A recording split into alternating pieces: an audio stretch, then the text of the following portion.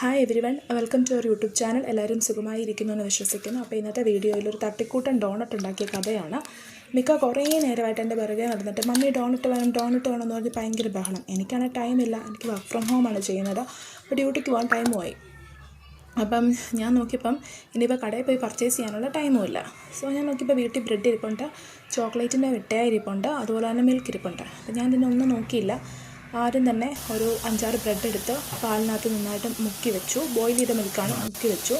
എന്നിട്ട് അതിനകത്ത് കുറച്ച് നെയ്യും കൂടെ ഉരുക്കി ഒഴിച്ചു.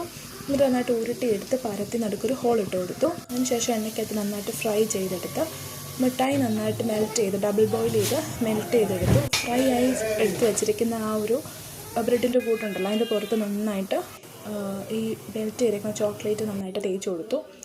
അങ്ങനെ പിന്നെ ഫ്രിഡ്ജിനകത്തൊക്കെ വെച്ച് സെറ്റ് ചെയ്യാൻ വേണ്ടി വെച്ചേക്കുവാണ്. ഇനിയിപ്പം ഇത് കഴിക്കുമോ ഇല്ലയോ എന്നൊന്നും ഒരു ഐഡിയ ഇല്ല.